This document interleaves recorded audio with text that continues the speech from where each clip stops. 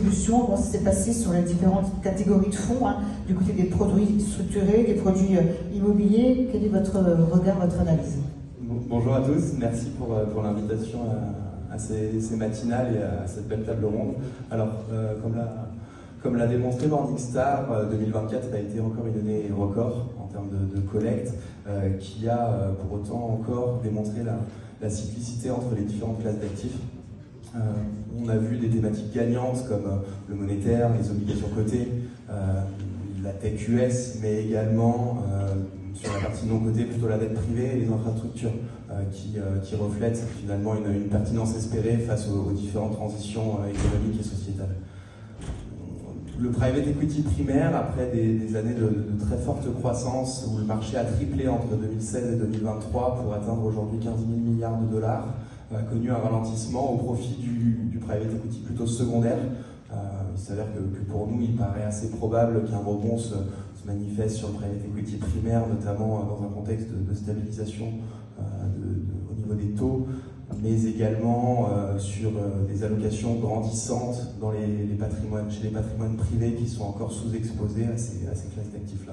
Alors pour répondre spécifiquement à la question sur les produits structurés, selon nous, le succès depuis 18-24 mois est presque insolent, avec des et ça explose complètement. Complètement, et dans les allocations des investisseurs privés, ça prend des proportions extrêmes, liées à des bonnes dynamiques, effectivement, un contexte spécifique en termes de taux, au niveau des volatilités des différents marchés, qui répondent à des besoins très spécifiques, mais à des scénarios aussi spécifiques.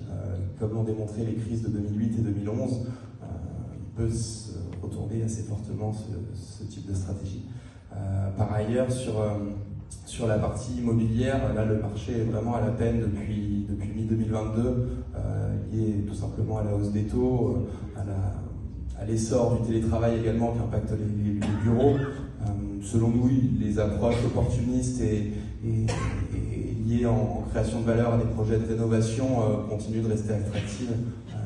On a d'ailleurs structuré un produit en partenariat avec une société de gestion spécialisée, produit article 9 de la SFDR et label ISR, qui répond finalement et qui vise la mise aux normes environnementales du parc immobilier d'habitation, qui répond aux attentes d'investisseurs institutionnels et privés.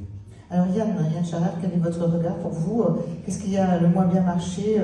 On disait, donc il y a notamment l'immobilier, il y a les fonds opportunistes, le private equity, donc ralentissement quand même peut-être sur le LBO? Oui, alors peut-être juste en deux mots, Airfund, on est une plateforme digitale de distribution sur les actifs privés. Donc on ne fait que du private equity, dette privée, infrastructure, immobilier. Donc nous, c'est surtout ces classes d'actifs qu'on regarde. Hugo l'a très bien dit, effectivement, il y a des tendances assez fortes, on l'a vu avec la remontée des taux, donc le LBO, qui est vraiment la catégorie star en private equity, a forcément baissé. Il y a eu un petit peu moins de collecte compensée notamment sur du secondaire.